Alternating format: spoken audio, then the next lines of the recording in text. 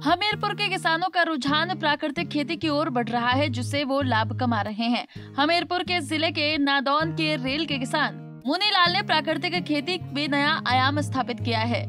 वो रासायनिक खाद और जहरीले कीटनाशकों के बगैर 12 कनाल भूमि पर खेती कर रहे हैं। उनका कहना है कि रासायनिक खाद और जहरीले कीटनाशकों के अंधाधुंध प्रयोग से और जमीन को जहरीली बनाने की बजाय प्राकृतिक खेती को अपनाकर भी अच्छी पैदावार हासिल की जा सकती है।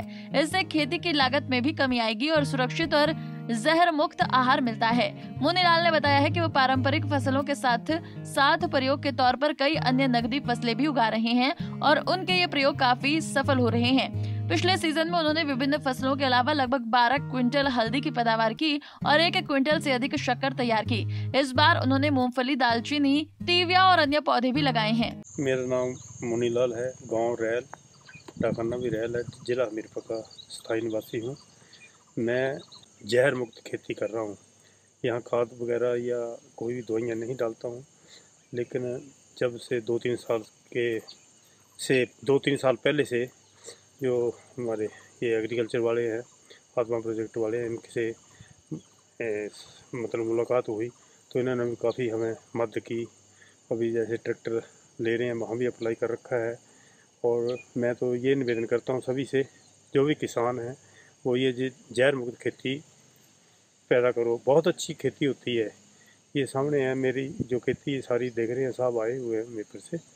तो अच्छी खेती, अच्छी फसल होती है और वो जो मैल देते हैं यूरिया या वो उनको पीछे छोड़ देती है। और कई सालों से मैं लोगों से भी यहाँ गांव वालों से बोलता था कि इसको ख़त्म करो, लेकिन अब गांव वाले कम से कम 75% यहाँ मतलब इसके ऊपर चल पड़े हैं, अभी चल रहे हैं। लेकिन अभी दिक्कतें भी हैं यहाँ, क्योंकि फसलें बर्बाद कर देते हैं ये जो जानवर हैं, तो इस करके वो नहीं कर पाते हैं। मैंने तो मेरा एक कट्ठा घर के साथ है, इस करके ये बाड़बंदी हुई है, तो मैं भी कर रहा हूँ। सरकार ने काफ़ी मदद की है, तब हम भी आगे बढ़े हैं। इसी तरह सारे जो लोग हैं, किसान हैं, वो इस जहर मुक्त खेती, जीरो बजट खेती है ये प्राकृतिक खेती और सुभाष पालेकर खेती, ऐसे ही विभाग ने जो हमें बता रखा है। और गूगल के ऊपर भी हमें वही उनको भी अटेंड करते हैं। अच्छी फसल हो रही है और अच्छा खाना खा रहे हैं हम। मैक्सिमम सारी चीज़ें भाई, पीछे भी जो फसलें हुई है गेहूं वाली, उसमें भी सारी जो चीज़ें होती हैं उस टाइम की सभी वाई थी और अच्छी फसलें हुई। हम अपने घर की खा रहे हैं।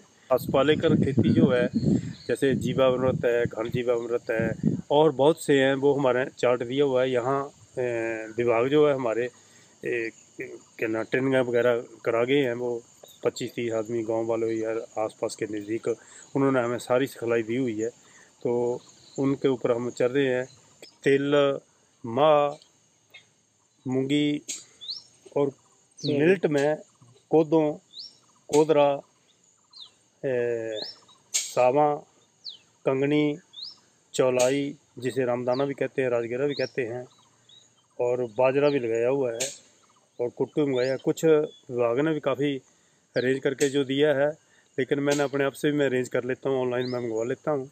जब यहाँ नहीं अरेंज हो पाया तो मैंने ऑनलाइन भी मंगवा लिए, वहीं बारपुर से, कहीं आंध्रा से, कहीं राजस्थान से। तो वो शौक़ था मुझे कि ये अनाज लगाना है, मिल्ट अनाज। ये जो है स्वास्थ्य के लिए बहुत अच्छा है, सबके लिए। ये जो हमारे आज बीमारियाँ लग रही हैं, इन बीमारियों को मतलब ख़त्म करने के लिए समझ लो, या कंट्रोल करने के लिए ये अनाज जो अनुसंधान किया हुआ है हमारे सुभाष पालेकर जी ने, वैज्ञानिक जी ने, तो ये अच्छा है। इसमें हम खा भी रहे हैं। अभी रागी तो हमने शुरू कर दी है। तो सावा अभी मैंने आउट ऑफ सीजन सावा और कंगनी की फसल फरवरी मार्च में बीज दी थी, वो ले ली है। और उससे पशुओं के लिए भी देखो घास, अच्छा घास हो गया है गाय के लिए भी। और जब ये अनाज 100 साल कहते हैं, ये ख़राब ही नहीं होता है। कोदरा है, ये 100 साल से ख़राब नहीं होता है। इसको ऐसे रख दो, 40 साल बाद निकालो तब भी ऐसे मिलेगा। इसको कोई कीड़ा नहीं लगता, कोई दवाई नहीं डालनी पड़ती है, तो इंसान को खाने के लिए भी अच्छा ही होगा। मैं किसान भाइयों को ये संदेश देना चाहता हूँ, ये जो खेती हम प्राकृतिक खेती कर रहे हैं, जीरो बजट खेती है ये, वाकई इसमें कोई शक नहीं है।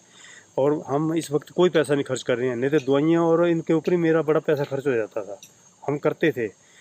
तो मैं ये संदेश देना चाहता हूँ कि आप भी इस खेती को अपनाओ और ज़्यादा से ज़्यादा तो मेरा ये ध्यान है जो आने वाली पीढ़ी है, बच्चे हैं आगे, नवयुवक हैं, ये इस खेती को अपनाएं, क्योंकि इससे वो बच्चे, मैं देखता हूँ कि ये दूर भाग रहे हैं क्योंकि खेती नहीं करते हैं। हम अपने, चाहे अपने बच्चों, मेरा छोटा बेटा था वो कहता था डैडी मैंने एग्रीकल्चर ही करना है। मैंने कहा हो मैंने इतनी पढ़ाई कराई तुझे, इतना पैसा खर्च किया, एग्रीकल्चर करना तो तू ना, मुझे पहले बोलना था मैं इस लाइन में डाल देता।